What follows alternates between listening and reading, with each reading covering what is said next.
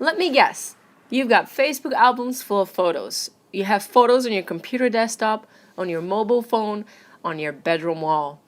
You see photos in magazines and newspapers on the sides of buses, and of course in your family albums. We take photos for granted in a major way. But creating a picture that looked exactly like the person or thing that you were photographing wasn't always obvious.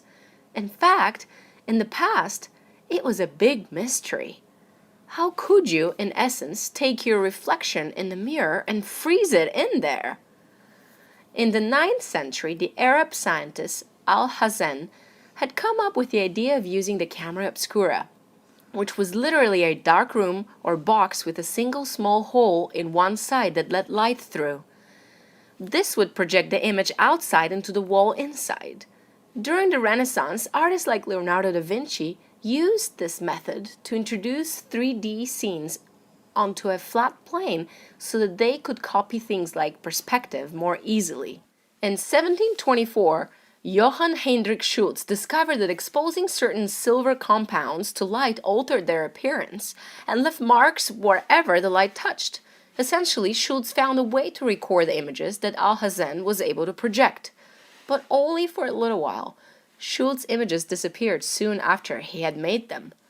It wasn't until 1839 that people figured out how to project images into light-sensitive surfaces that would retain the image after exposure. And thus, photography was born. At that point, it was mostly two inventors who fought for the best way to make photos. One was British scientist Henry Fox Talbot, whose calotype process used paper and allowed many copies to be made from a single negative. The other inventor, Louis Daguerre, was an artist and chemist in France. He developed something called a daguerreotype, which used a silvered plate and which produced a sharper image. But the daguerreotype could only make positive images, so copies had to be made by taking another photo.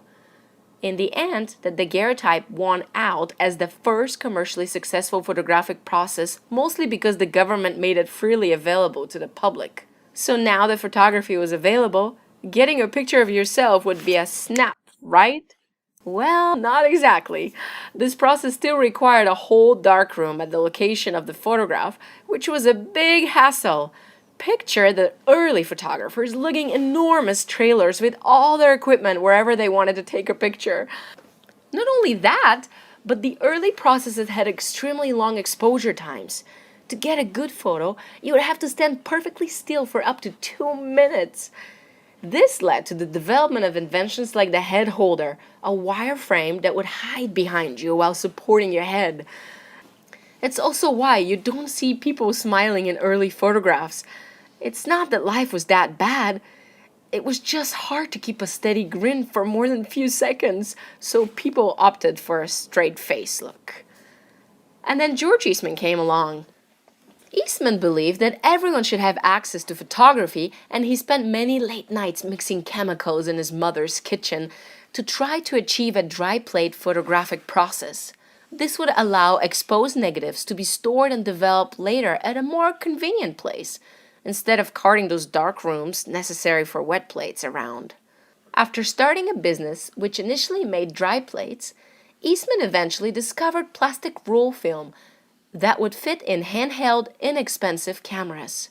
These cameras sold by the millions under the tagline, "You push the button, we do the rest."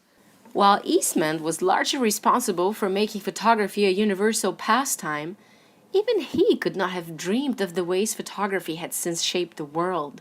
It's now estimated that over 380 billion photographs are taken each year. That's more photographs each day than were taken in the first 100 years after photography was invented. Say cheese!